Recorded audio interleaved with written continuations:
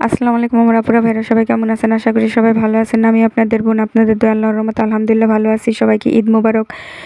আজ আমি কোরবানির গরুর গোশত রান্না করব, তাই আপনাদের সাথে শেয়ার করব। কড়াইতে দিয়ে দিছি তেল, সাথে দিয়ে দিলাম পেঁয়াজটা ভেজে হালকা নেড়েচেড়ে দিয়ে দিলাম আদা রসুন পেস্টটা হালকা নেড়েচেড়ে পরিমাণ মতো পানি দিয়ে দিলাম লবণ, হলুদ, মরিচ ফাঁকি, আর দিয়ে দিলাম ঘরোয়াভাবে একটা গুঁড়ো মশলা করে রেখেছিলাম, ওই গুঁড়ো মশলাটা, আর দিয়ে দিলাম এখানে বাজারের প্যাকেটের গুঁড়ো মশলা ফাঁকি।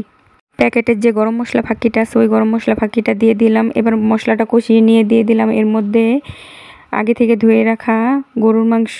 এবার গরুর মাংসটা খুব ভালো করে আমি কষাবো। দেখুন কালারটা এখনই কতটা সুন্দর লাগতেছে। গরুর মাংসটা কিন্তু খুব ভালো করে কষাতে হবে। এই পর্যায়ে আমি দিয়ে দিলাম দারচিনি, এলাচি, লং, তেজপাতা। এবার দেখুন মাংসটা আমার খুব ভালো করে কষানো হয়ে গেছে। এবার এর মধ্যে আমি দিয়ে দিব আগে থেকে করে রাখা গরম পানি। আমি কিন্তু মাংসটা রান্নায় তেল একদমই কম দিছি, কারণ মাংস থেকে অনেক তেল উঠবে। দেখুন এখনই দেখা যাইতেছে অনেকটা তেল উঠছে।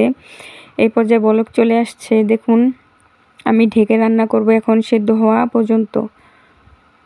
দেখুন এই পর্যায়ে আমার মাংসটা একদম রান্না হয়ে গেছে। মাংসের কালারটা দেখেই বোঝা যাইতেছে কতটা টেস্টি।